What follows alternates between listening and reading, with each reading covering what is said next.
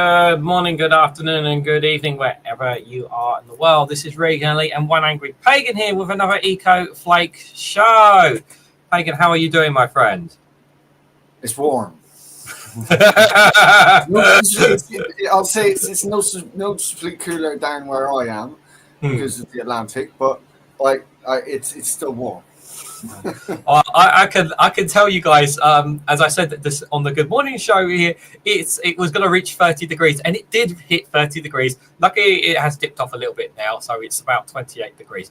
But it's still hot. It's still roasting. It's still roasting in this room, guys. I can't do anything about it because heat's not only the heat is also generated from the computer as well.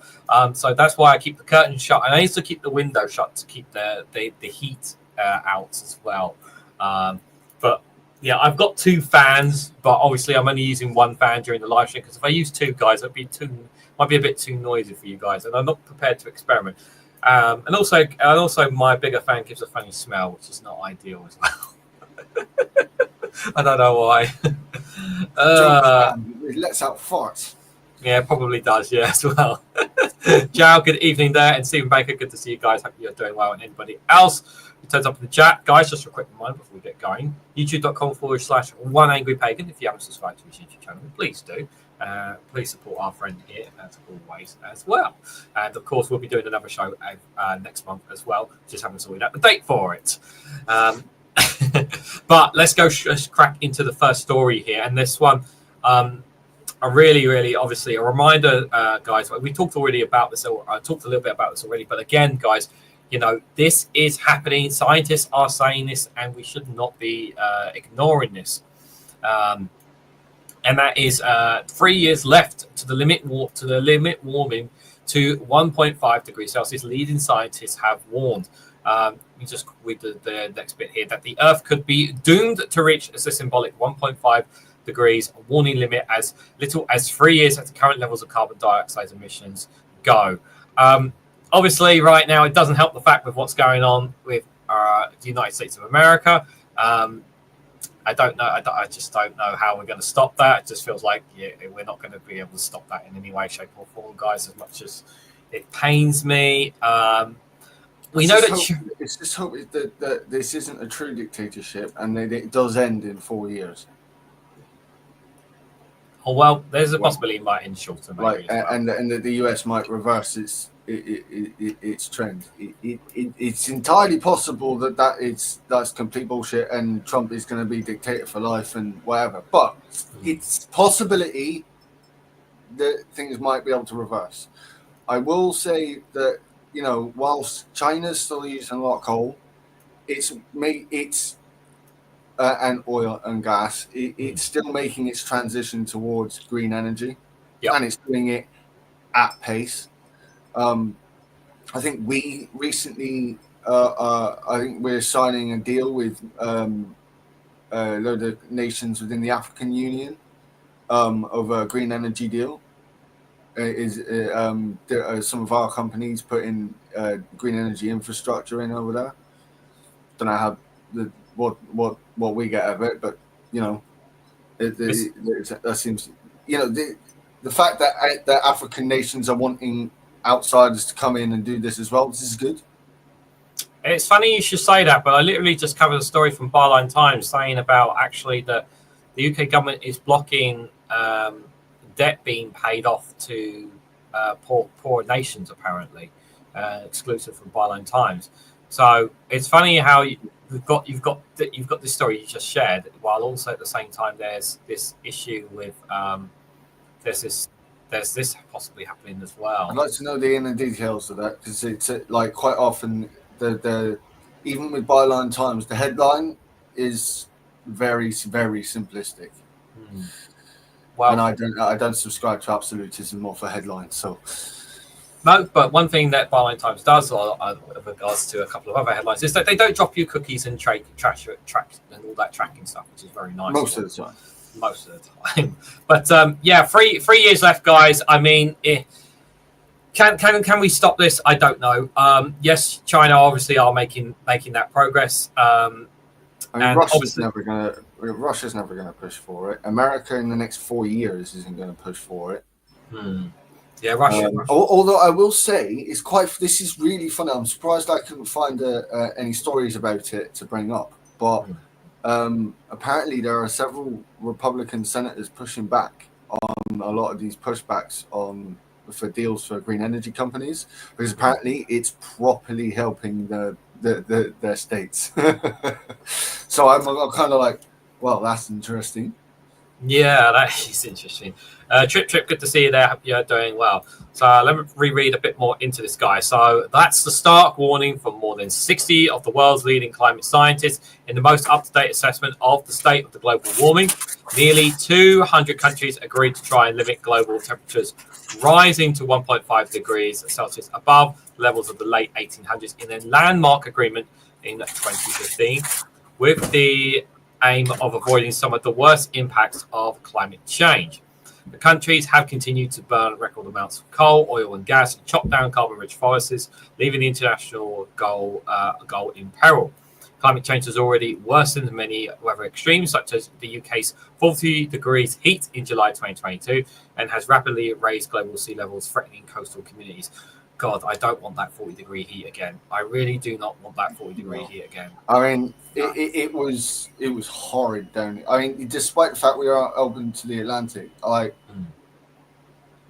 it didn't help. Of course it didn't help. It was very warm. I suppose the only saving grace is that we are right on the coast down here. So, we just jump in the sea. But that wasn't much of a saving grace because of the private companies spreading shit into our seas. Yeah, so it's and you also remember at the time as well, a lot of the land was really dry. A lot of lots of the land around the UK was really, really dry. We had wildfires up in Dartmoor that were just half time. It wasn't even because of someone starting, an accidental fire because they took one of those cheapy barbecues up there, which is quite often the case. But no, they're quite often it's because of a monoculture up on the moors of this bluegrass. It's not blue, but it's called bluegrass. And in the summer it gets very dry and it's so easy to go up. It's causing our moors to turn into a desert.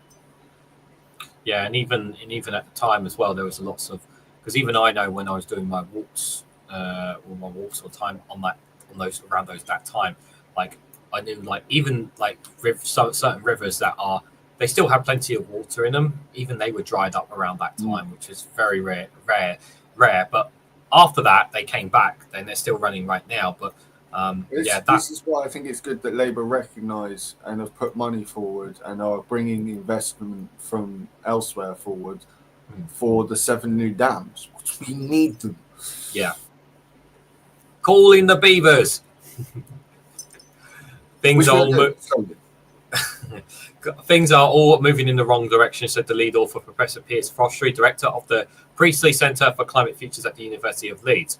And we're seeing some unprecedented changes, and we're also seeing the heating of the Earth at sea level rises accelerate as well. Yep, it's not just about the temperature in the air; it's about the temperature in the water as well. People tend to forget that as well. These changes have been predicted for some time, and we can directly place them back to the very high levels of emissions. He added, at the beginning of the 2020s, scientists estimate that humanity could only emit 500 billion more tons of carbon dioxide, CO2, the most important planet-warming gas, for a 50% chance of keeping warming to 1.5 degrees Celsius. Oh, but don't worry, they're going to use carbon capture to, stuff it all underground, and then it'll become a problem in we did cover, I think it was the last month before, the project that's for the marine, the project in, I think, Portsmouth that's looking at taking carbon out of sea. And that one I've looked at, because there's this noise about carbon capture. I think it's more about jobs than anything else. But there are some niche areas for it, and if we're going to need to use a lot of fucking concrete to make seawalls or to say make fucking dams, then maybe using this carbon capture on the creation of concrete might fucking help. Because the creation of concrete also creates a lot of CO2. So there are uses for it. I do agree, however, Zhao puts it right there. The problem is like when these sciences first start out, it's like, yeah, but like when's it ever coming? It's like when people bitch about nuclear fusion, that is going to come eventually. Like it's not easy, and we are starting to make major jumps in the science as our technology continues to advance, and our science continues to advance. We'll say on the America front, I think that's going to slow down a lot because of Trump's anti-science agenda, but I do know that in Europe and in Asia, especially with China, the experiments are still continuing and they're doing really well. Right, we're getting a lot further forward now with nuclear fusion. So when it comes to carbon capture, I think as it is right now, as is the most viable commercial version at the moment, it's not. It is one of those red herrings, but I will agree that with Phil, or from a different bias, that it's more about jobs than it is about the actual green energy movement. But it's also a part of the process of the development and evolution of this technology. So it could be a lot more useful in the future. Pretty much most stories and most news articles and opinion pieces I've heard about carbon capture is that it doesn't work. That's the majority that I've heard. It doesn't. Again, you got to remember that a lot of these papers and whatnot, they'll come at this from an absolutist point of view. They'll go like it'll have efficacy of say maybe 60%, but they'll go, oh, it doesn't work. That's not what the data says. It just doesn't work 100% or 90%. It's at 60% efficacy or 40% efficacy. But that doesn't mean it doesn't work. That just doesn't mean it means it doesn't work in the way that's being advertised. Yeah. It doesn't mean it means it's not working in the absolute. But yeah, part of me does feel like that the whole carbon capture thing is being used as a smokescreen to allow oil and gas to continue pumping out as well. I mean, ending it straight away will do no good if we've not got the infrastructure for green tech in already, and we haven't. We're putting it in, but we're still going to have to rely on the old infrastructure for a while yet. And we also I need to do a video with you about this, about the cleanup afterwards. Are we going to leave it all to rust in the mud, or are we actually going to do a proper cleanup job of the infrastructure of the oil and gas, including the old coal stuff that needs to be dug up as well, in my opinion? But that's a different story for a different time. Yeah. But like with the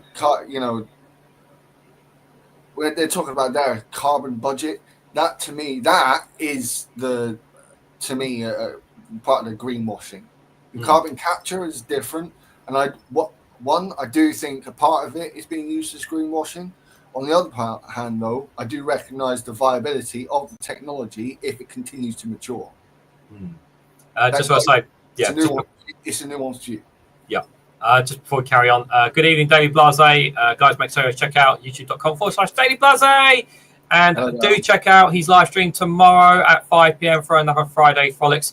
Daily, if I see any funny stuff next time I scroll Twitter between now and then, I will drop it to you as well. If you haven't already got enough content for tomorrow, but I'm sure there's plenty out there, my friend. But yeah, do check out youtube.com/Daily Blase. Very good friend of the channel, and he will be joining me next week along with All Shorts and Random Scottish History for a round table for next week. Next week, 7 days time. So that'll be a great show. Looking forward to that. Carrying on here, by the start of the 2025, the so-called carbon budget has shrunk to 130 billion tonnes according to a new study, and that reduction is largely due to continued record emissions of CO2 and other planet-warming greenhouse gases like methane, but also improvements in the scientific estimates. Now, if CO2 emissions stay at their current heights of about 40 billion tonnes a year, 130 billion tonnes would give the world roughly 3 years until that carbon budget is exhausted. This would commit the world to breaching the target set by the Paris Agreement, the researchers say, though the planet would probably not pass 1.5 degrees of human-caused warming until a few years later. So this graph here, this is from Foster's Art from the Earth System Data Science here.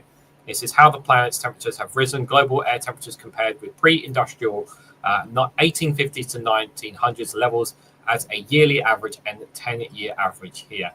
So you've got to think this is going to have extra effects on how we live our lives. Like there's going to be a lot with so much heat. There's going to be more overheating of electricals, and if we're going to be relying more on electricity, we need to find a more efficient way of cooling the electronics that need cooling.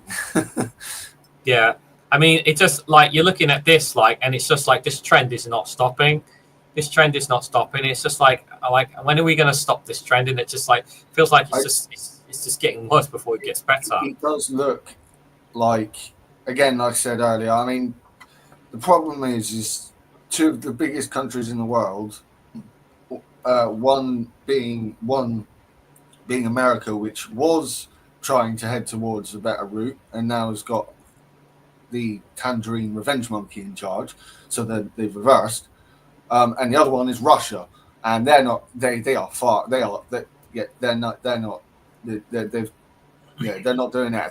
all. So China, I think it's fair to say that Russia had never heard of a wind farm. Yeah, they don't know what that is. Brazil is starting to make huge reversals, from what I gather. So this is good. Considering they've got a common sense president there now, haven't they? Yeah, Lula da Silva is doing a decent job as far as I'm concerned at the moment. I mean, at least on the environment front. Well, the problem is it's going to take time for that reversal to happen, because the problem is if somebody else on the other side comes in, they can just blow everything up, can't they? And Argentina right now are making things worse for themselves because they're trying to restructure their debt that they have with the IMF. I mean, and they're relying a lot on also not planning on going green energy anytime soon either, I'm afraid, guys. Well, we'll see, because the trend is, and there's still, towards the transition towards green energy globally, and it's not going to be uniform. It never is, despite how many expectations that it should be. But I do think people have to manage their expectations and realise that this is a fight, not just a thing, a protest and thing. Something we do need to actually keep pushing for it. And every time we see it somewhere again, even if it's China, like despite the fact that yes, they are continuing to use gas, oil, and coal, they are actively making efforts to transition. They are setting up infrastructure. For a start, that's like one of the things we should be doing a lot more of, is setting up the infrastructure for the transition. China's already doing that. Yeah. Just want to say good evening, Billy Kershaw there, and Counter Kiev as well in the chat there as well. I did say hello there as well. I keep getting told my internet is dropping, but I'm not seeing that, and no one's saying anything in the chat. So just out of curiosity there, I don't think there is anything there. Good to see you there, Vicky. I just saw at the bottom there as well. So last year, the first on record when global average air temperatures were more than 1.5 degrees above those in the late 1800s. A single 12-month period isn't considered a breach of the Paris Agreement. However, with record heat of 2024 given an extra boost by natural weather patterns.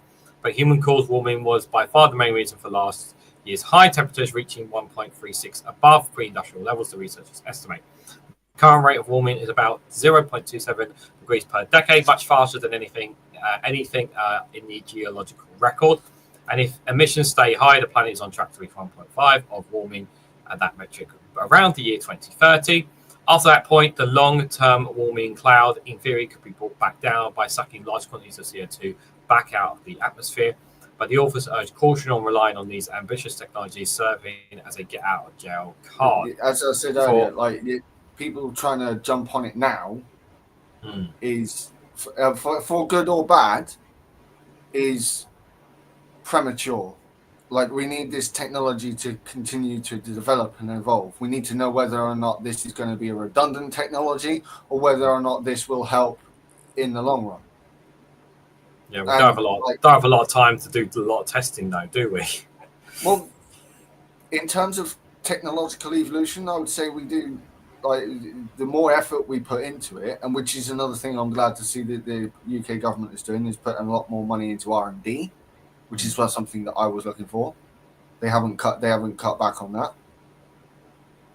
A lot of the money on R&D is going towards nuclear fusion, is going towards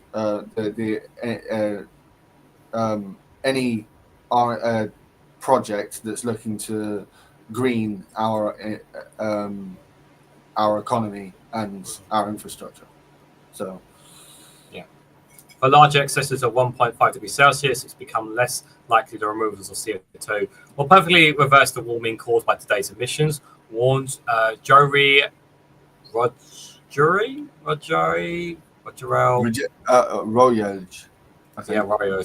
Professor of Climate Science and Policy at Imperial College London.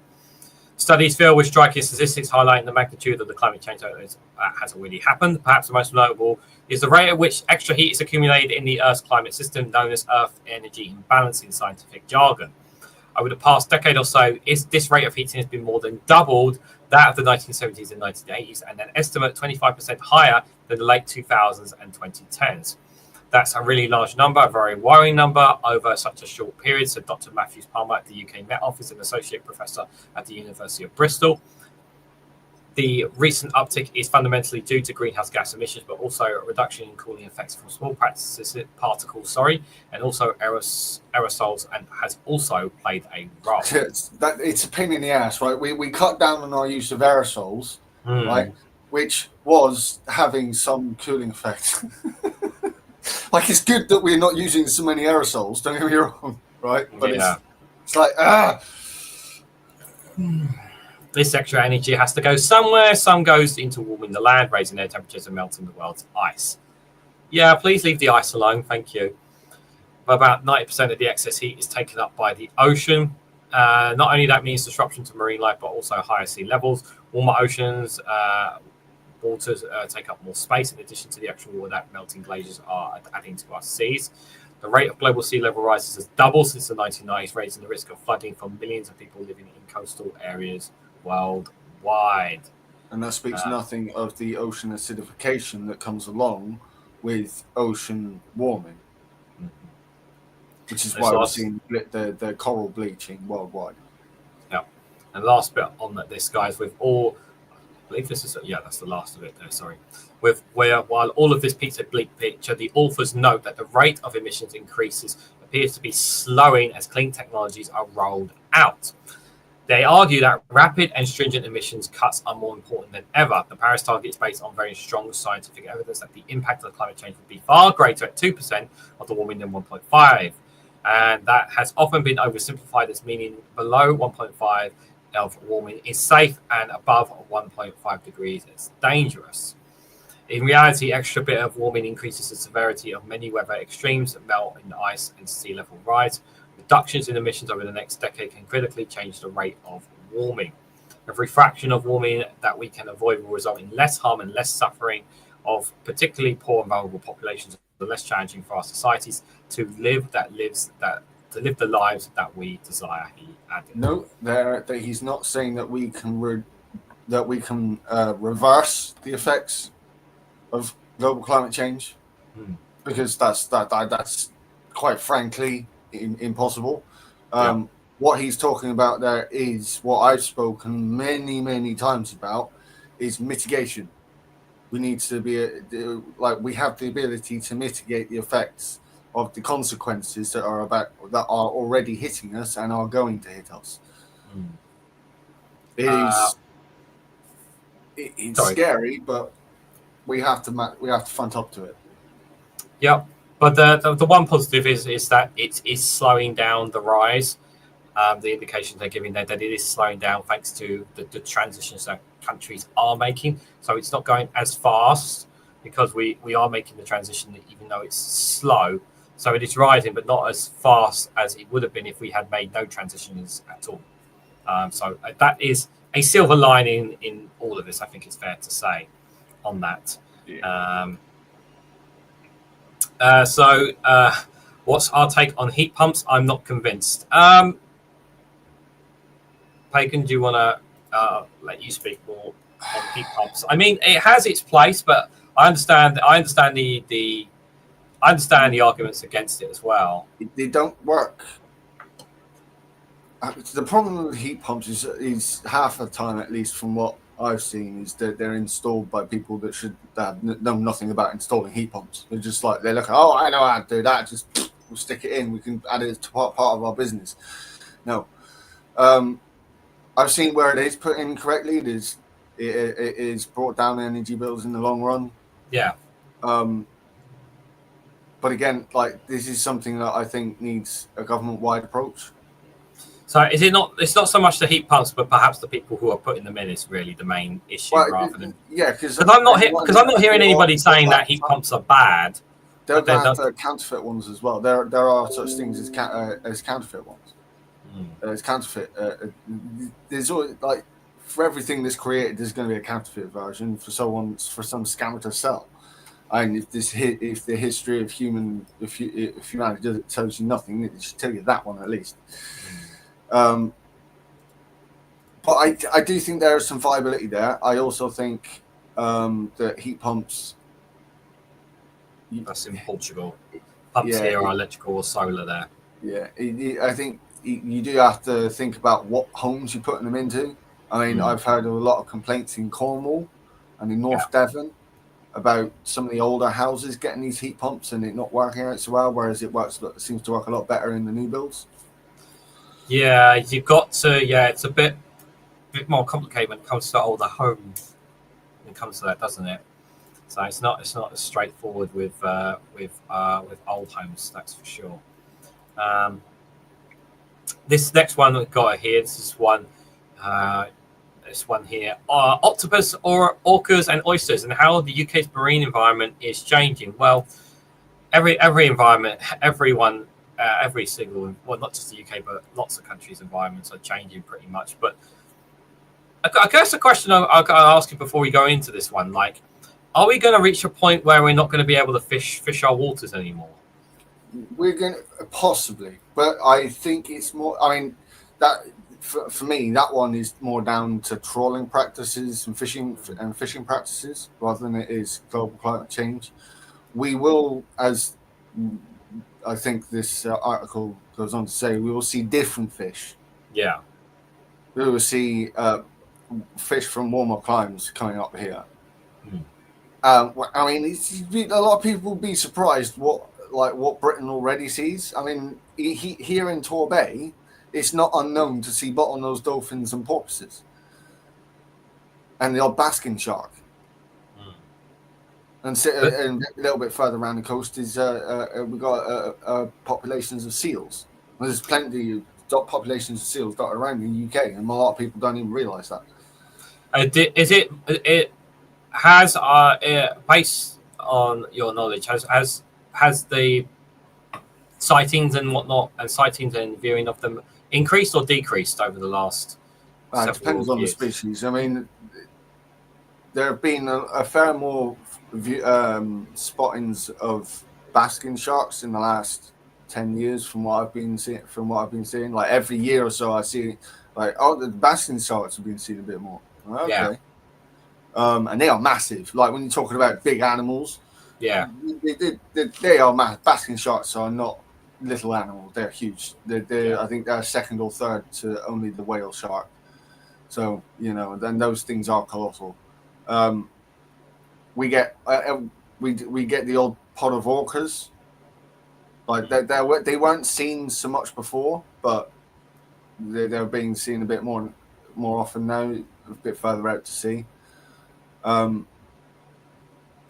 We are seeing less of certain other species, but again, I do want to get. I'd rather let the experts say. You're not 100% sure. Well, it's not. It's more of a case of like I know about the local area. Yeah, but what's specifically here might not be up country. So yeah. I was just referring to in general in your area, to be fair, because obviously it's hard to gauge other parts of the country. I mean, I don't know if like Stephen Banker, if up in Scotland, if you're aware, or Jal maybe for your knowledge in Portugal, or anybody else in the chat in your areas, if you can say over the last several years, if you are aware or seen changes in terms of species, because I do think that plays into the article we're going to be reading here. So I'm just generally curious. We do sometimes see a great white. Sometimes we see a great white, but it's very rare.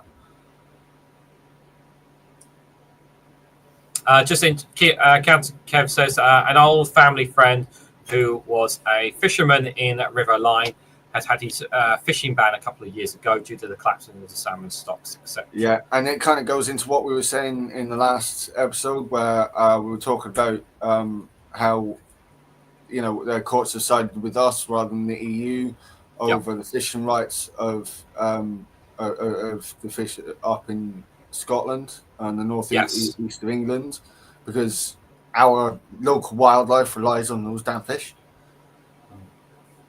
So Jal says more wildlife here due to harsh penalties. That work you could be jailed for 12 years for environmental crimes. That's one way to kind of tell people, hey, don't touch our. Well, the problem is like you put harsh penalties in, like for the removal of protected species, and you get more than an inordinate amount of stupid people going to the newspapers and to the news media to complain about it, and these supposedly normal people. So, I'm going to get a massive fine because I disturbed badgers. Yeah, you should. Stephen Banker says definitely seen less of pond life like frogs and newts. Yeah, used to get them every year, none in the past few years. Speaking of frogs, because we do have a pond in our garden, we still have frogs coming every year, and they did come this. They are there this year as well. They did come and use our waters.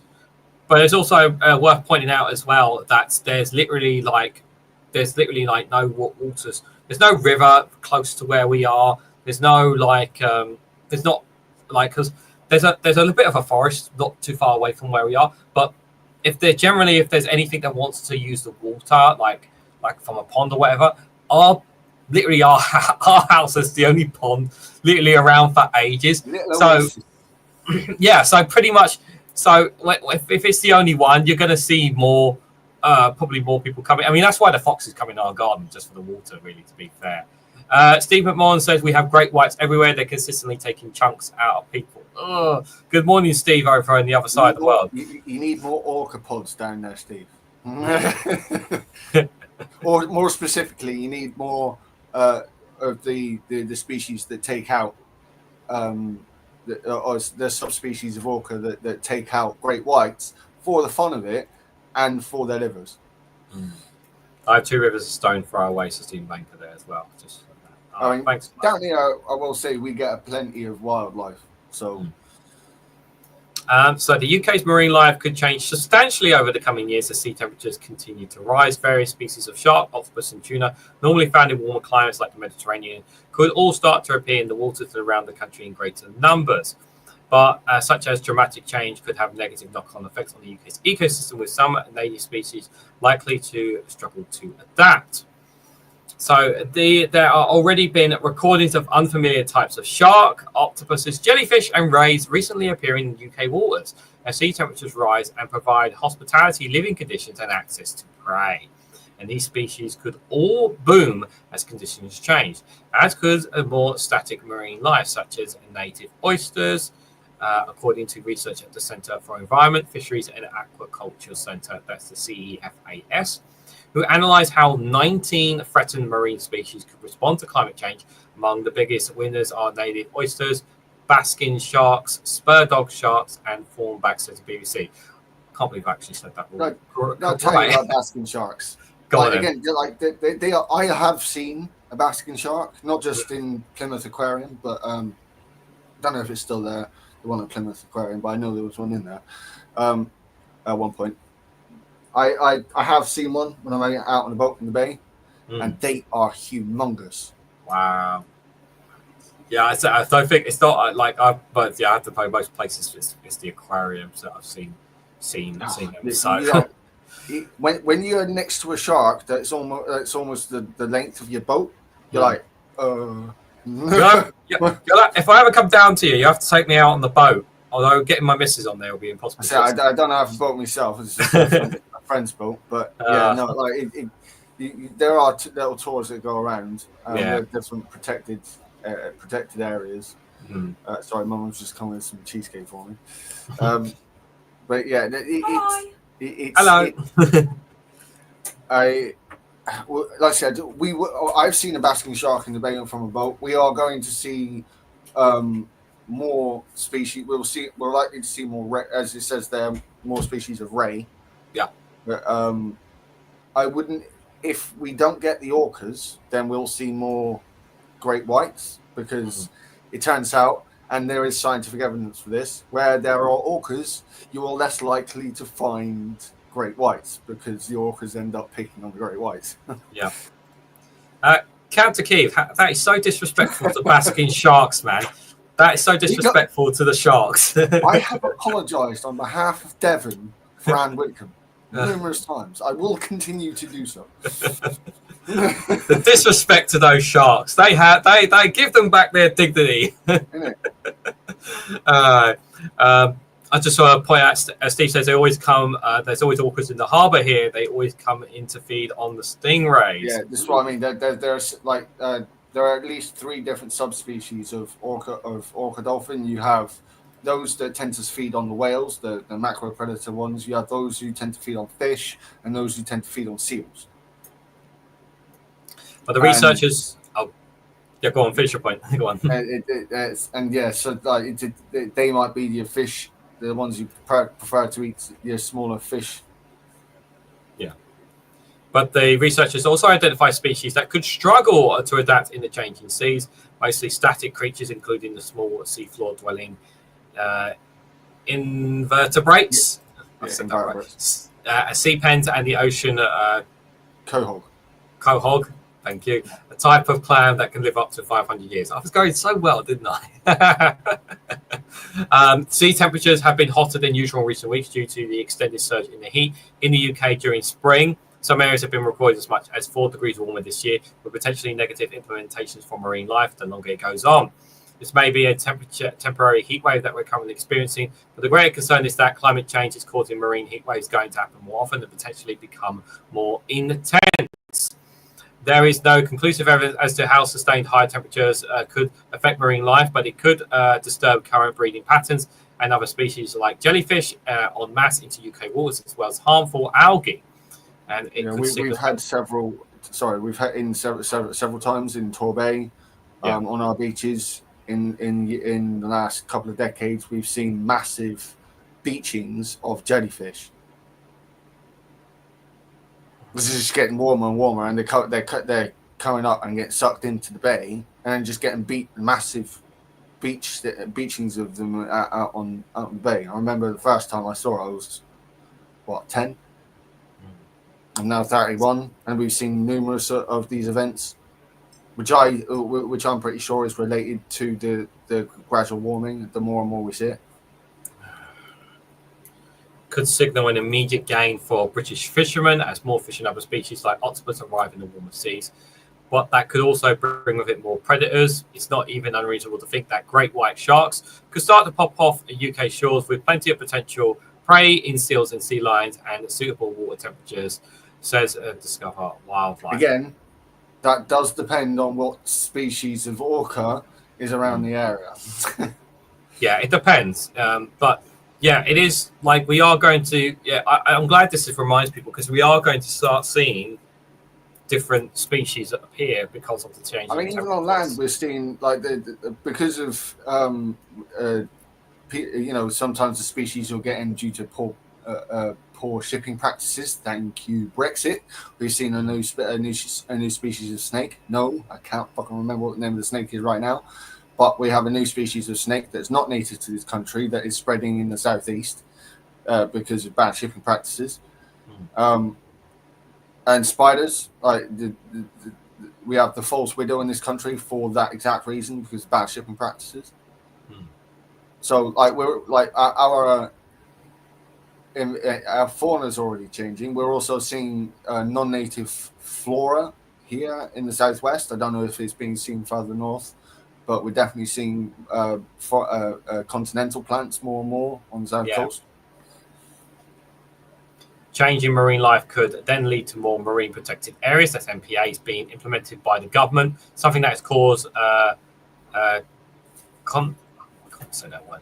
Consternation among commercial fishermen, worried it would prevent them from using the controversial bottom trolling method to catch fish. Well, tough. They can fucking stop trolling.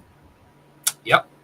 There will also likely be a closer look at how human interacts with the changing wildlife. Earlier this month, Police Scotland appealed for information after a speedboat deliberately disturbed a pod of orcas in the Moncrief coast. Orcas are not uncommon in the summer months around the coast of Scotland, but they have been spotted earlier and later than usual in recent years, says the Press and Journal. Like, what do you need to do a speedboat? What's like, just take photos of them at a distance. What do you need to go forward with a speedboat? Like, come on.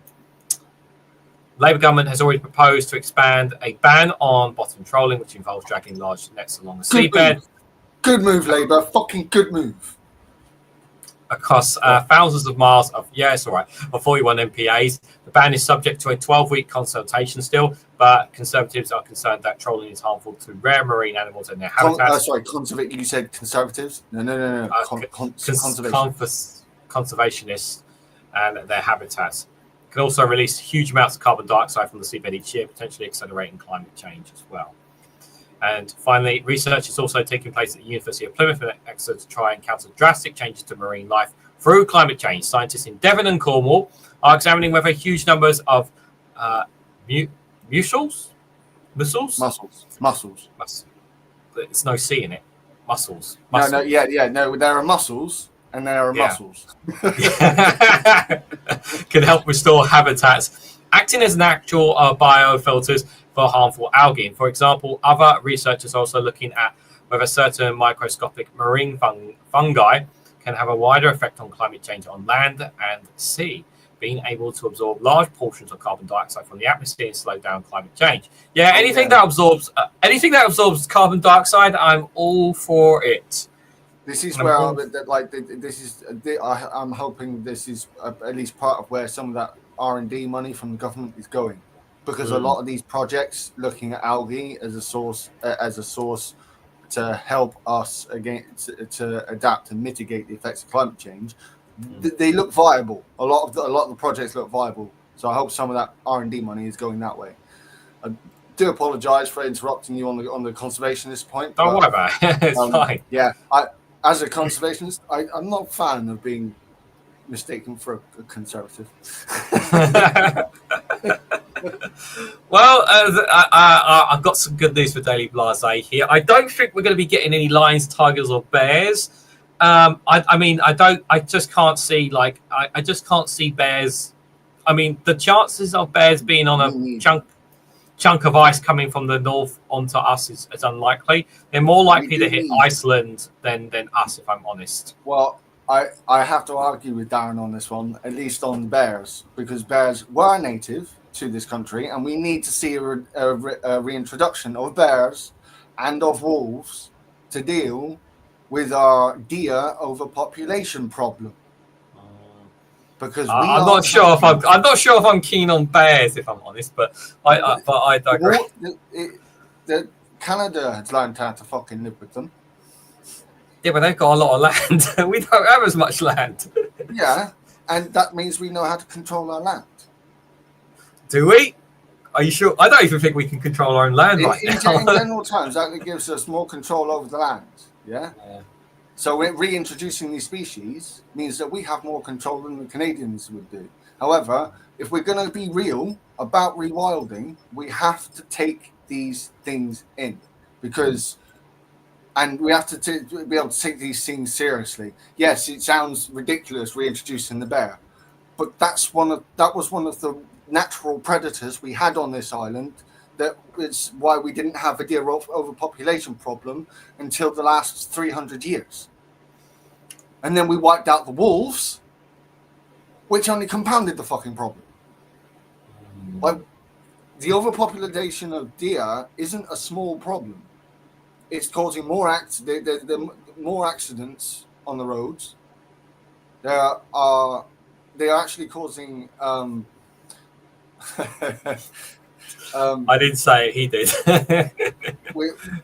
we are seeing an effect from deer overpopulation on the environment around them. They strip the trees of their bark, and they overgraze, which causes more carbon to be released from the ground. And that can be, I would say, that can be classed as man-made, because we made it. So there's a deer overpopulation problem, making it so that less carbon is being trapped in the ground by vegetation.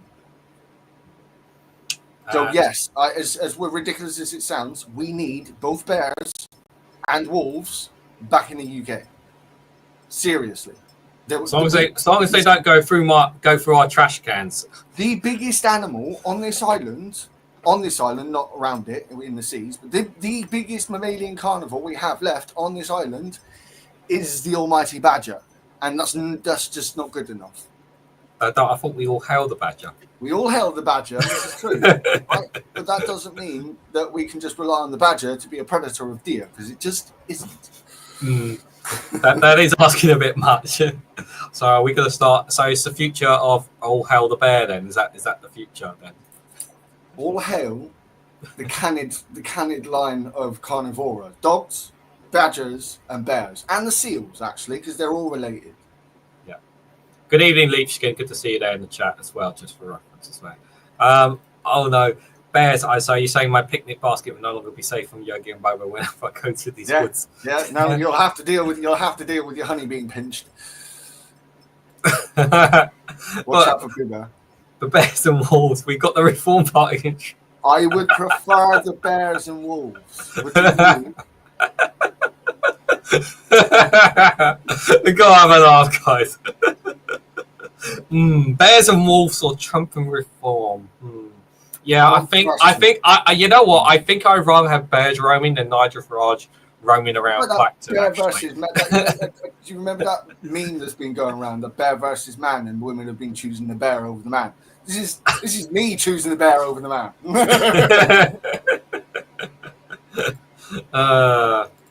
Yeah, we need that with all the doom and gloom. Where is the next one? Is that the right one? Yeah. The next article we've got for you guys is it's originally from the Evening Standard, but obviously I'm not going to get an article from the Evening Standard because they will ask you for thousands of cookies and possibly and ads and all that kind of stuff. So I'm not going to open it up. So I'll use MSN again. New environmental guidance published for halted North Sea oil and gas projects. Let me read a little bit into this. Let me just read this first little bit and then we'll talk about it. So major North Sea oil and gas projects halted by Supreme Court ruling will be able to reapply for consent after the government published new environmental guidance. It says the Supreme Court ruled last year that emissions created by burning fossil fuels should be considered when granting planning permissions for new drilling sites in a case that focused on an oil rolling story but reverberated through the energy sector.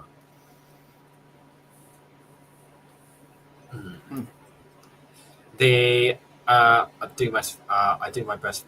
Says Daily Plus. A frog and an old orange thing. Yeah, that and the bear wolves. Yeah, I know it's tough choices, guys. I know. A challenge brought by the environment campaigners in the wake of the Supreme Court ruling over approval for the Rosebank oil fields northwest of. I've got to say the word right. Shetland and the Jackdaw gas field off Aberdeen was upheld at the Court of Sessions in Edinburgh in January. You know, wasn't that something that Stephen Flynn was bitching about? I don't know. I don't cover Scottish politics, so I cannot confirm or deny. Sure, that Stephen Flynn was bitching about that a while back, in favour of the wanting. You know, he was complaining they were halted, saying it would affect Scotland's economy, and I'm like, well, do you want to decarbonise or fucking not?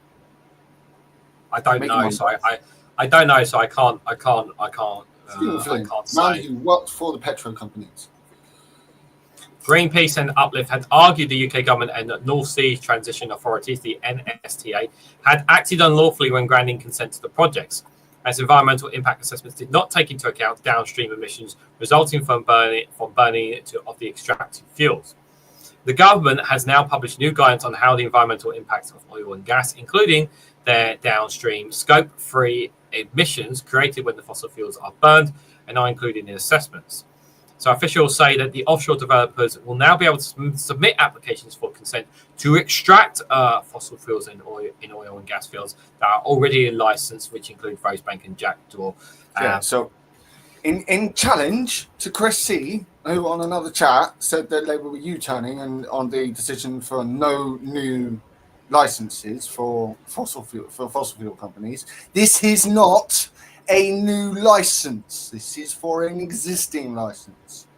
By Rishi Sunak, wasn't it? This was the one by Rishi Sunak. This is not a U-turn from Labour. I'm getting sick of that one. Oh, this is a U-turn from Labour. This is a U-turn from Labour. When you actually look at it, it's not actually. It's kind of like I remember when he pushed it through, and everyone was so pissed off when he did it as well, because he knew what he was doing. Rishi Sunak knew what he was doing. Yeah. And he knew it was making it more difficult for Labour to deal with afterwards. Yeah. If there's anyone to... Yeah, you can't blame... Like, honestly, guys, like, if you want to point the finger at Sunak, because he's the one who pushed it fucking through when he was Prime Minister. He's the one who pushed it through. When everyone was saying, we need to transition away, we can't, and all that kind of stuff. But, yeah, he pushed through with it. The energy... Sorry, just to hold off any comments about why Labour letting this continue to let it happen. It's an existing license. This is a contract that's already been made. If we start breaking contracts, even with people we don't like, that does not make us look trustworthy in the international markets, which I know, being socialist, we don't like the markets, but we have to be realist and know that the markets are real and have a real effect on our economy. If we can't be trusted because we won't uphold the deals of the contract, terms of contracts, then how are we supposed to get deals in the future from better people? We need to be trusted. Yeah, it's infuriating. I know, guys, it's infuriating. Energy Secretary Miliband will consider the significance of the project's environmental impact while taking into account and balancing the relevant factors on a case-by-case basis, such as the potential economic impact and other implementations of the project, the government has said. Labour has previously ruled out issuing new oil and gas licenses for the North Sea, but the PM, Keir Starmer, has said that fuels will be needed for decades to come and indicated that he would not interfere with existing licenses. Yeah, but the Greens group... That's because, as I said, I think earlier, I said is because we need to put the infrastructure to transition into first. My biggest fear is, obviously, as we are building and making these transitions, signing these contracts or not, my fear is that if you get the likes of Reform in government, and that is the worst thing ever, they will tear everything up. They will tear up the contracts because it doesn't matter if it becomes... Our side do need to prove that we will honour contracts. Yeah, the problem is that we can't behave like that ourselves. Yeah, but we know that Reform would tear those contracts up. Oh, well, they would. But we can't. We need to show we are better than that. Yeah. But the Greens groups behind the legal challenge to the Rosebank and Jackdaw schemes said they were incompatible with the UK's climate commitments to curb the greenhouse gas emissions and drive in rising temperatures and dangerous water extremes. The International Energy Agency had previously said that no new fossil fuel projects should be developed beyond existing fields if the world is to stay below 1.5 degrees Celsius. This isn't beyond an existing field, though. This is an existing oil field that already had the contract laid down for that Labour have to fulfil the contract with. At the very least, they're gonna. It looks like they're going to be regulating the fuckers, and they don't like it, so they're putting shit out in the media to bitch about it. Beyond which increasingly dangerous and irreversible impacts of climate change will be felt. The Energy Minister, Michael Shanks, says this new guidance offers clarity on the way forward for the North Sea oil and gas industries following last year's Supreme Court ruling. It marks a step in ensuring the full implementations of oil and gas extractions are considered for potential projects that we ensure are managed, prosperous and orderly transit to the North Sea's clean energy future in line with the science.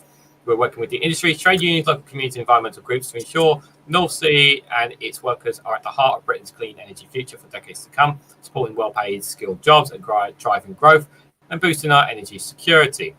Government pointed to a £200 million in funding for the project to capture and store carbon in Aberdeenshire and a pilot in Aberdeen, along with Cheshire, Lincolnshire and Pembrokeshire, to help workers access jobs in clean energy industries.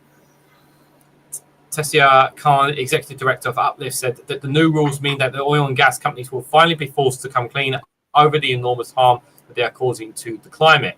And she argues Rosebank would not lower fuel bills or boost energy independence as much as the oil would be exported, as tax breaks would mean that the public would cover most of the cost of the development. This is really, you're not going to see a decrease in your energy bills. Like Nigel Farage is saying that we need more oil and gas and that would help reduce our energy bills. Well, if that was true, Nigel, surely this would be, Rosebank will contribute to that. Surely it would. Oh, wait, and it's continuing not. to let this happen because it's the legal thing to do. Actually, to me, it's proof that the right wing don't know what they're fucking talking about. But look, we're letting it go ahead. Like, we're not going to cancel it. Like, we're not going to be illegal and cancel it. Like, we're going to let it go ahead. We're going to show you that you're fucking bullshitting. Well, it's also worth reminding to check out the video I covered with the Byline Times piece on reform councillors who don't know how they're doing, don't know what they're doing with their job. Oh, yeah. And and I still to this day, guys, I've asked this question in my videos to the reform subscribers because I know I have them, and they may even be lurking in this live stream right now. I ask them the same question all the time: what has Nigel Farage done to improve the people of Clapton since he became an MP? Still waiting for an answer. They still can't give me one. You'll never get one. Yeah, well, I'm going to keep asking. You'll never get an honest answer, at least. She also said the extreme weather in the UK is experiencing must be a wake-up call for this government to stand up to the oil and gas firms. Greenpeace UK head of climate, Mel Evans, said it is only right for the government to take into account the emissions from burning oil and gas when deciding whether to approve fossil fuel projects currently pending. Since Rosebank what they're doing with the water it's sort of what they're doing with water as well. You know how under Truss and that they under the Tories they made this like, oh yeah, you got to like say what you're doing, but they didn't do it anyway. Well, Labour's put it into law. No, you will tell us the damage that you're fucking causing whilst you're fucking doing it. Since Rosebank and other drilling sites will pump out lots of carbon while providing little benefit to the economy and no help to pay bill payers, they should fail. Should they fail the criteria they have just set out. She said approving the projects would be a potential sleight of hand. This would benefit oil giants while leaving the UK hooked on fossil fuels. Real energy security and future-proof jobs on energy workers would only come through homegrown, cheap, renewable energy, and that's what ministers should be focusing on, she urged. I want to point this out. They are focusing on, though. I think Labour are, like, when it comes to energy policy, like, green energy is their focus. This is just something they have to deal with. Yeah. Like, the thing that's kind of like, if we are, like, here's the way I see it is, like, if we need more oil and gas, like, there's this argument from certain argument points from the right wing saying we need to pump it ourselves. We don't want to be relying on the global market sort of thing. But the counter argument I have is it's like, well, then why are we pumping it all out in our seas and exporting it then? Why don't we stop exporting it and start using it for our own gains then? That's the first argument. Next argument is why are we not learning from how Norway does it? You know, how they utilize the oil and the oil that they have off their shores, because they have one of the cleanest. What, aren't theirs nationalized? Yes, theirs is nationalized, but we should be making it extremely difficult for the private companies that own these oil and gases and making them to put them to the same standard as the Norwegian companies. It wouldn't have the exact same effect, but yeah. We should be taking lessons on what they are doing, and then using that on the companies that we have here. No, we don't have them here, but we control the waters. They're still in the UK. Waters, yeah. No, this is true. Again, I'm not arguing with that. All I'm saying is that we won't end up with the same result as Norway because they've got state-owned fucking petrol companies that pay straight. You know, that a lot of the profits. I mean, I'm by no way expecting the UK government to do this because they're not going to do this anyway. But we should be like more stringent on They have taken their cue on from Norway on this on one front. They seem to think they can use GB Energy as a similar way of doing things, and they're also wanting to set up their own sovereign wealth fund. So possibly that's going to be funded with GB Energy or whatnot. Yeah. A spokesperson for Shell, which is behind the Jack Draw project that was originally approved in 2022, said that we are renewing today's guidance and remain committed to delivering a Jack Jackdaw, which is a nationally important energy project and supports the government's growth agenda. Jackdaw will provide enough fuel to heat 1.4 million UK homes, at a time when the UK remains reliant on imported gases to meet its energy needs. Industry bodies offshore. Ultimately going abroad. That's the problem. It goes to the market before we get to use it. So yeah. Yes, Counter Kiev. Norway invests in some of its projects in sovereign wealth funds for residents, and that's the benefit of them having it nationalised. It's interesting, actually, and another thing that actually brings me up, and that this is something that they don't. A lot of countries that want to nationalise their own resources, especially poorer countries, are not being denied, not being allowed to do that because of the situations that they're in. But if they were, they would be able to create the wealth that they need to. And specifically talking about African nations, specifically there, because what tends to happen is when they try to nationalise them and take control of them themselves, someone stages a coup, gets them overthrown in government, and that company, the company under a certain nation or whatever, takes the resources away. Usually America, but it could be Russia or even one of the other so-called good guys, quote unquote. An industry body, Offshore Energy UK, OC UK. Chief Executive David Whitehouse described the guidance as an important step. Quote, the publication of this guidance enables firms to move ahead with the process to responsibly develop projects that add jobs and value to the UK economy and boost energy security. It's important that firms and their people can plan ahead and make investments in UK oil and gas projects critical to our economic and industrial future, he said. Well, I like this guy. He's like, oh yeah, but it's in the full recognition that your sector will be shut down eventually. Yeah. Or if not shut down, because of certain materials that do that. But they will try to drag it out, prolong it as much as possible, because that's what they're going to try and do. I've just realised that we're on our third article. We've already done an hour. Here we go. Acting Shadow Energy Secretary Andrew Bones said the new guidance was an important step added. So much damage has already been done by this Labour government. What? They haven't even been a year in. Look, what you said? Their laws. We should. Can we just start to pass? No. Let me correct his statement here. He added, "So much damage has already been done by the previous Conservative government." Okay. Yeah, that sounds better. That sounds better. He said, "Under Ed Miliband's watch, we've seen thousands of jobs lost in the North Sea, with thousands more to come. Meanwhile, this industry faces an extinction tax from Labour and a ban on further licenses. At a time when oil prices are already soaring because of global instability, we are seeing British consumers pay for the price of Labour's mismanagement." It's funny considering that's not the reason why the prices are high, but fine. Yeah. Okay. Mr. Barry calls on the government to unchain our oil and gas sectors by ending the windfall tax introduced by the Conservatives in 2022. Unlock our oil and gas sectors. Unlock them, guys. Unlock them. This unleash the potential.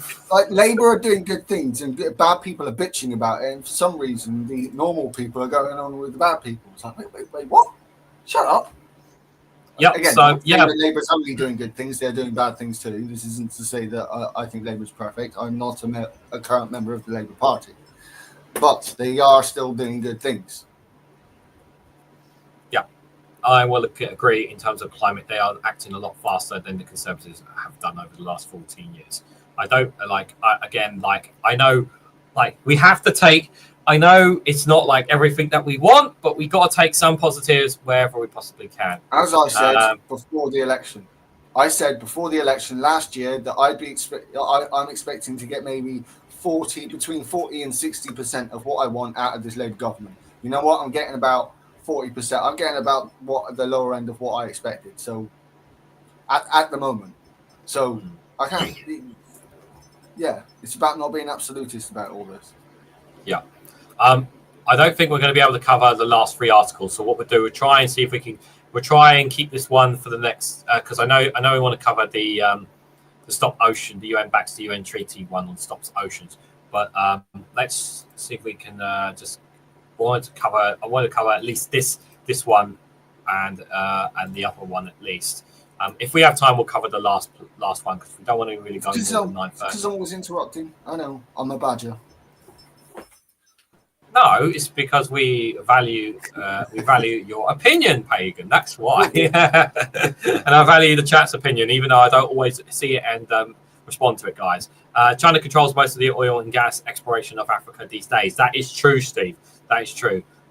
Russia still has quite a bit of influence as well because Western nations have pulled out of certain countries. I think Niger, I think it's a prime example where France had Niger. Niger. I can't say the name properly. Yeah, France pulled out, and Russia's Wagner forces have moved in, or Russian separatists have moved in, or something in that area now as well. So, indeed, England faces huge water shortages of 5 billion litres a day by 2025. Officials warn. Urgent action is needed to cut leaks, curb demand, and build new water supply chains. The Environment Agency have warned. Could this possibly be because of the fact that the water companies that Thatcher fucking sold our national control of the infrastructure to never fucking modernised the damn water infrastructure? It couldn't possibly be because of that, is it? Oh no! You hear them on the Jeremy Vine show. Like they always get that IEA or whoever, like from think tank or whatever, trying to argue. No, privatization works. We just need to, make competition fair or something, or X, Y, and Z to make it work. And it's just like, girl, like there's no market. There's no market for water companies. In demons. People call me mad for believing in demons, and we have these fucking assholes causing evil out there. These are demons. You can't market the water companies because there's only one or two pipes that go into your houses. There's not like 7, 8 pipes saying choose which pipe from which water company that will save you more money. Like that's not how it works.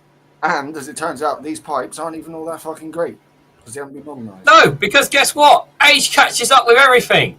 They get old and creaky, and they're not as good as they used to. Like the Victorian sewers in London are like they're getting worse and worse year by year.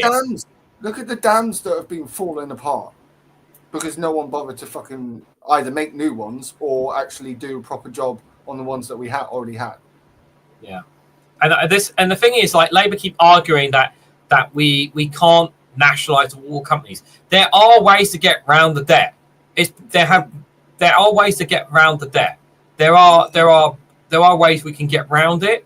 But they're not looking into it. They're either not looking into it or they're choosing to ignore it. Because here's the thing: like you can't avoid these debts. I can't. There are talks about moving to a Welsh style water system where it's. I can't remember the exact word. It's not exactly publicly owned, but it's not. There's no profits going to shareholders either. I think there are talks about moving to a system like that in England. Like, see, the thing is about these debts, right? This is the thing about these debts, right? Like if you're not going to nationalise them, if you're not going to nationalise them, which would fix the main problem, right? Because you're worried about these debts, how are the debts going to disappear? Because the private companies are not going to put money into clearing these debts. This is the trap the Tories left Labour in, and partly Labour left in themselves. But you can't just go, no, we're not gonna bother about these debts. You can fuck off. Like, you made the debts, you fucking deal with it. Like, it's not as easy as doing that, and it's kind of getting annoying with the amount of people trying to say, oh, it's this simple. No, it's not that simple. No, the way to pay off these debts is going to be over a long term. Like, I'm sorry, like, it's just in the end of the day, the taxpayer is going to end up paying these debts one way or another. You cannot afford it. I think what Labour, I expect at least. Well, I'm not proposing that we pay off the debt in one fell swoop. I'm talking about long term. What they're hoping is to grow the economy so they'd have enough money to be able to deal with the water companies. But what I think they should do is set up an instalment plan, like a plan, to pay off these debts in the long term. Because once you, no previous government's going to be able to get out of it because they have to pay the debt one way or another. History, but my point is there a history of us doing this with a company that owns a national bit of infrastructure? Well, the idea is that we take control of it, and then we negotiate with the debt holders about how we can pay off these debts. Okay. So you negotiate with them and you come to an agreement about how you can pay off the debts, because obviously we will say to them, look, you obviously we can't pay them off in the long term. Where can we compromise? You're still going to take it off. You're still just going to outright take the water companies off. Don't get me wrong. I'm not arguing with. All I'm bringing up here is the realities of the situation. If Labour want to do this, were to do that, then what you are doing is stealing the company off them, and then saying, look, we'll pay you later on. We'll sort out. You're doing the action first, and then sorting out the negotiations afterwards. And I don't know how. Well, the markets. The plan would be before you nationalise it. Okay. No. The plan would be before you nationalise it, because you need to have a comprehensive plan to deal with the debt before you nationalise the water companies. Companies won't have any of that. This is why. Well, they don't have a choice. Well, they do. And again, there is the possibility of us crashing the market because we can all of a sudden not be trusted by the international. I'm not for the markets on this. I'm just saying that, they're going to. A lot of the stuff that John McDonnell wanted to do would have crashed the economy in the same way they trusted. There's no. I know I get your point, is it, but what I'm getting at is that there is. My argument is that it doesn't matter whether if you don't deal with it now, you're going to be dealing with it later. Either way, that debt is going to go higher. Either way, you're going to be paying more later on. The longer it sits there. My question, which is what I'm bringing up, is it comes into play. Will there be consequences for the action that you want to take? That's what I want to know. Yes, but there will be consequences if we don't deal with it later. Will those consequences cause more pain to make it so people don't trust that move, and then kick us and then put reform in their place in there anyway? Well, I don't see what reform's gonna do in this situation. Reform won't do anything, but the people will bring them in anyway and make the situation worse. It's the same as what the Tories did. Like I said, I wanted a lot more radical stuff. I still want a lot more radical stuff, but I have been tempered a bit by people who know about the economy and have got fucking degrees in learning about the economy. That this kind of you do have to think about the wider effect this might have on the economy, and especially considering that Rachel Reeves's headroom is fuck all at the moment anyway. I don't. Yeah, my argument is not. I don't disagree. I'm not arguing. We should nationalise all the water infrastructure, all of the energy infrastructure. Yeah, this should all be public. I'm a socialist.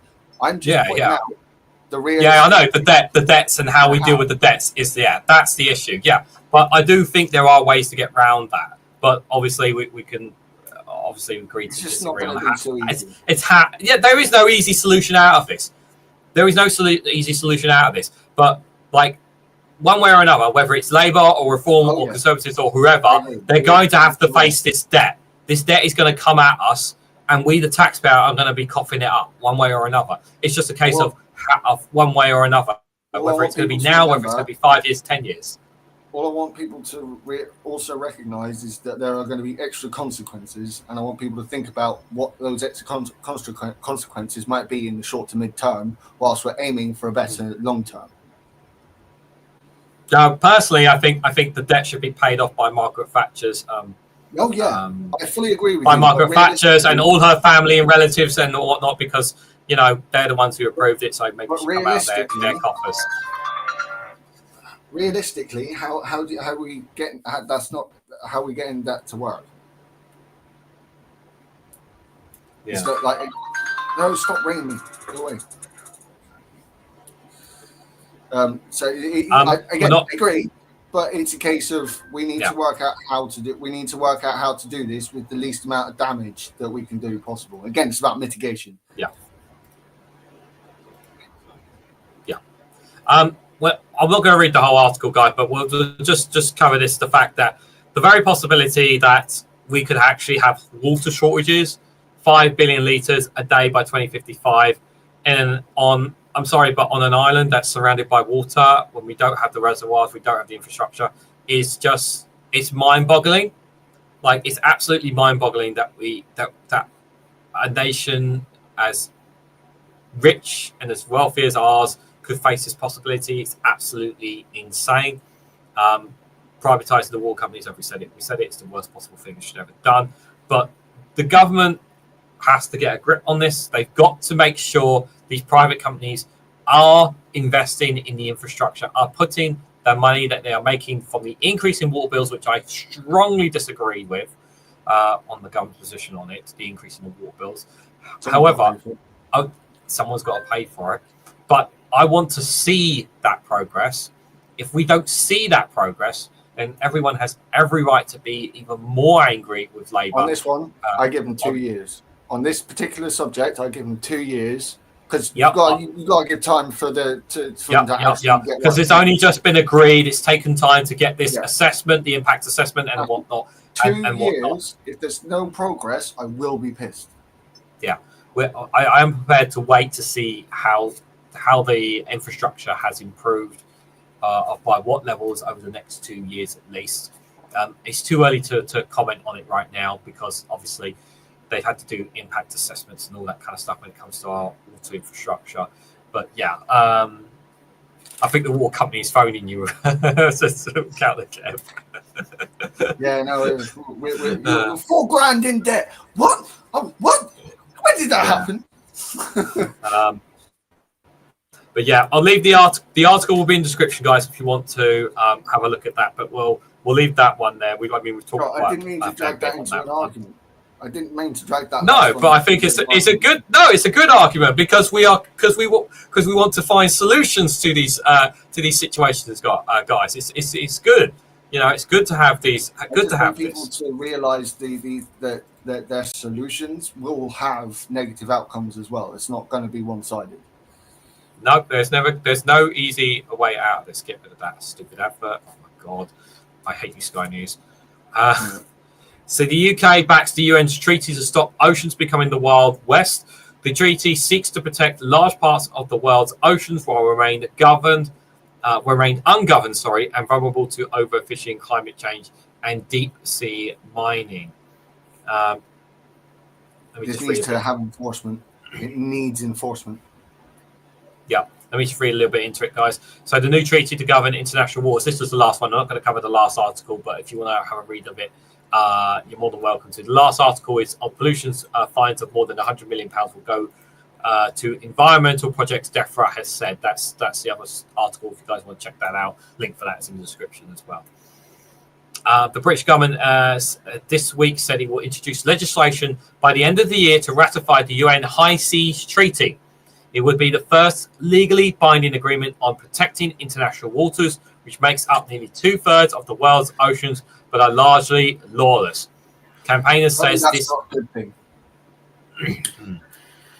Campaigners say this makes them vulnerable to overfishing, climate change, and the threats of deep sea mining and geoengineering. I can't even say that word.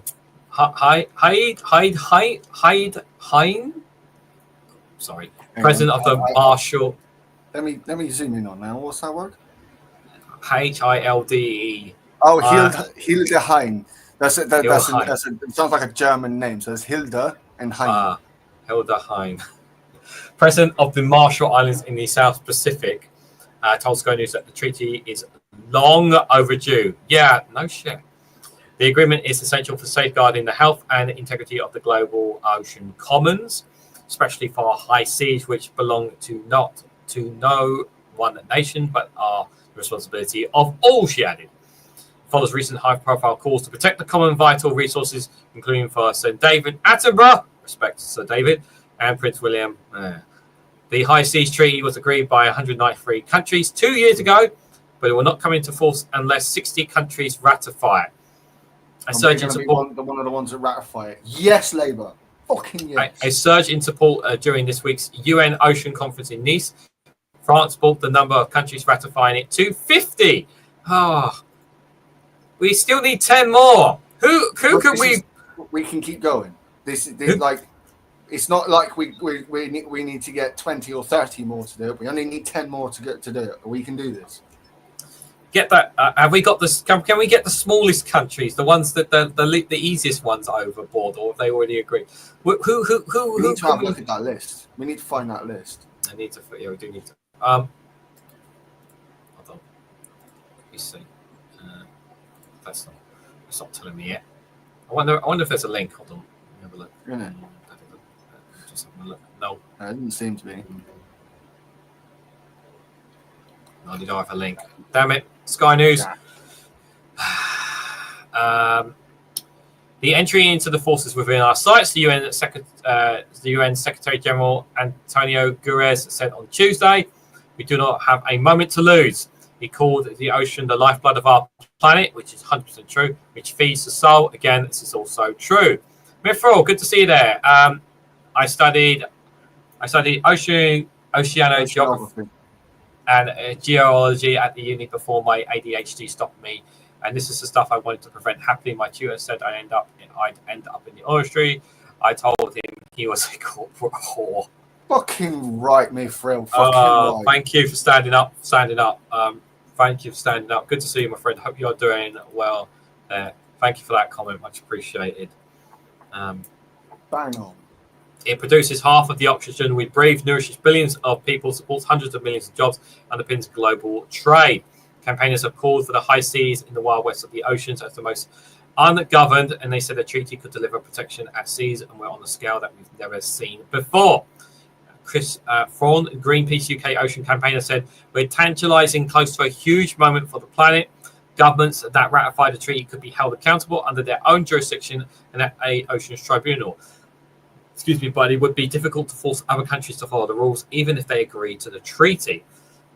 The drive comes as President Donald Trump, the Orange Tango, pulls the United States out and its money out of the environmental projects because he's a fucking idiot, as has some European governments weakened by green policies and overseas aid commitments. President Hines said, although ratification by major countries like the United States remain outstanding, island states still believe the strength of the treaty lies in the moral and legal precedent it sets. The treaty also sets out how countries will share technology, new discovered resources and funding. It would mean decisions would have to be made collectively through negotiation rather than by individual countries going in alone. The UK government has previously been criticised by environmentalists for dragging its heels on ratification. Yeah, that's called the Conservative Party, just for reference. We're doing they're pushing it into legislation. The Department of Environment, Food and Rural Affairs, Defra, said the treaty would help conserve rare, valuable and import marine life off the high seas, safeguarding them against unsustainable fishing and industrial activities. During the conference, which finishes on Friday, the UK government also proposed to extend a ban on bottom trawling to more marine protected in English waters. Which we saw mentioned in a previous article from this evening. Tell me that Labour are putting through no or zero good policies. Just try tell me that. Well, we know that one thing we do know is that Kemi Badenoch doesn't believe that fixed net zero is unachievable now. She's had a change of heart since becoming Conservative leader. It's almost as if she was given a huge amount of money from an unknown source, you know? I know Starmer has a lot to be desired when it comes to having a fucking direction. But I do see some direction. Like one direction that they are pushing is green energy transition. Like they are pushing this. Whereas Kemi really just does not have a direction unless it's what fucking Farage wants. Like at the very least, there is division between Labour and the right wing when it comes to the environment and green energy. Yeah. At the very least. We either evolve or change, or we go extinct. Simple enough, says Jal. Yep. We adapt or change. We are one of the most adaptable species this planet has ever seen. I think I agree. Stephen Moore says any species that faces its own extinction and refuses to do anything about it doesn't deserve to exist. The human race won't make I disagree. Make it I out. Disagree with the last part. I disagree with the last part. We are. You're talking in absolutes, right? It's not that all of us are refusing to do anything. Plenty of people around the planet are doing something about it. It's just not enough people yet. This isn't. This is a point of philosophy. I'm not an absolutist in my philosophy, so I can't agree with that last sentence because it's not certain. I mean, saying that, I don't think it's right to say that any species that faces its own extinction refuses to do anything about it. I mean, it's not like we can ask the monkeys. We're the first species that has to deal with that. Like no species that came before us that we know of has been conscious of its own impending. I'm just trying to think of how cats could, for example, help us with the situation. I don't think they can. Keep more people indoors by sitting on their fucking laps. That's Everyone true. knows the rule. If the cat is on your lap, you're not allowed to move. You have to ring up work and be like, "I'm sorry, the cat's on my lap," and the boss is going to be like, "Oh, okay, fine." I was never convinced by the hereditary environmental minister, Theresa May. Fucking coffee. And Theresa Coffee. Oh yeah, and there was no pollution in teas after dredging. Yeah, she was a vile environmental secretary. She environmental, and she was also made health secretary at one point as well. This is the same, and she was someone that literally had she smokes more than I do. Smokes and drinks like literally crazy. I don't really drink. I'll do the old tipple every now and again, but she smokes more than I do, and I smoke. We're the only species that can do anything about it, and we're not doing anything. Yes. That we agree. But we are. That's not true. We are. We're just not doing enough. I would say not enough humans are doing enough about it. I would say maybe that's the better way of putting it. Yeah, I'm getting fed up with this absolutist term of no one's doing anything. No. That's not true. Yeah, some people are doing it. But wait. You know me, Steve. I know where you're coming from, my friend. I know where you're coming from. I do think terminology here is important because we are sending out a message ourselves, and if what we are sending out is absolutist messaging that is technically incorrect and doesn't leave a lot of room for hope, then why should people fucking back us? Guys, before we head out, because we just got 1 or 2 minutes, because I ain't going to cover the last story. Pagan, while you're here, wanted to get your thoughts on what's happening, because we're going to go off climate for just a bit, guys, before we head out. But I just wanted, while you're here, to get your thoughts on what's happening with Israel, Iran, the US there. I've talked about it extensively, but I just wanted to get your thoughts here with everyone about what's happening and I mean, it's pretty cowardly from Europe and the UK to we've been starting, slowly turning against Israel, rightly, and because of this, all of a sudden, Israel has the right to exist. Stop it! Fucking stop! Israel is the aggressor here. There is no full evidence that. I mean, there's enough evidence to say that Iran is on its way to getting a weapon, but not within the next couple of weeks. If they wanted to actually make a missile, they'll take another year and a half to do as it is. Israel is being the aggressor here. Israel has always been the aggressor here. And now this doesn't mean I favour Iran because it's a fucking theocracy, and I'm no fan of theocracy. No, we're not fans of Iran, that's for sure. Iran didn't start this fight. Netanyahu wanted this fight. We know Netanyahu's wanted this fight. And we are literally out of fucking jail. Yeah. Bibi wants to stay out of fucking jail. And because more and more countries were turning against him because of Gaza and the West Bank, he's gone, fuck it, we'll make it bigger. We'll make it so everyone's threatened. Even though I don't actually think that Iran actually... There was a really years ago. I don't know if you've seen it, but there is a really worrying video from Double Down News showing that that Israel has links to the Arab states through private companies and whatnot that are. I've been here. I mean, Saudi has been kind of umming and ahhing about joining the Abraham Accords for quite a while. Yeah, I do recommend watching the video because it shows that while, like even Turkey, like as well has not direct links with Israel because obviously they're publicly we know where their position is, but privately there are third-party links to Israel. Egypt also is Egypt is the same as well, but I want it to be clear, right? Like just because I'm anti-Abrahamic in my theology, because I do believe that the Abrahamic religions have spilt more blood than any other type of people in history. I'm not against the people of Israel who want no more war. There are plenty of people in Israel who want no more war. Oh yeah, they're growing. Those people who are in Israel, partly because they want this to happen. Like they're gonna pay for their sins. Netanyahu will eventually pay for his sins. I do fucking hope.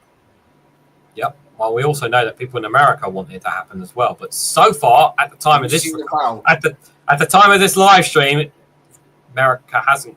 But that could change any time. Have you seen the row between the MAGA lot and the Warhawk Republicans? Yes, I have seen. That's hilarious. It is hilarious. Listening to Tucker Carlson and Ted Cruz interview was hilarious as well. I mean, they're both evil, but like Ted Cruz. I haven't watched the full interview. I'm going to watch the full interview tonight. I'm not going to spoil it, but I will say Ted Cruz did legitimately get fucking humiliated. By Tucker Carlson of all people. Just shows how bad the Republicans, like the classic Republicans, if there's any left. Yeah. I mean, it's just bad as the Democrats. They have no power. They underestimated the fascism that has invaded America. They are completely underestimated it and have lost power to it. And the Democrats, the majority of Democrats are just absolutely useless. I will say I am hoping for the election of Mamdani in New York to be mayor of New York.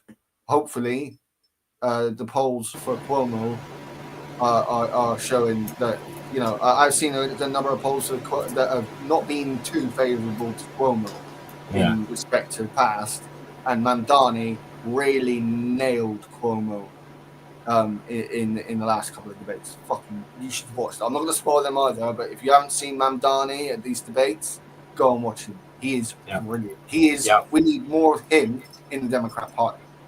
Yeah, apologies for crashing out there. I don't know what happened, but normally when you crash out of StreamYard, you can't get back in. But somehow I managed to get back in, guys. So I think we need to end it there, guys, before anything else happens here on the live stream. I want to say a massive thank you to everyone who's come along tonight. Thank you, guys, for all your comments. Really appreciate your insight as well, guys. Really do. Really does help us with our feedback as well in this. It's always good to talk about this stuff because, again, this is something that's not talked about in terms of the levels that mainstream media talks about or others. And I know we're not as big as other YouTubers and whatnot, but it's still I feel like I'm learning more about this every month with Pagan, so it's a good thing. And I appreciate you guys all being here. I really, really do.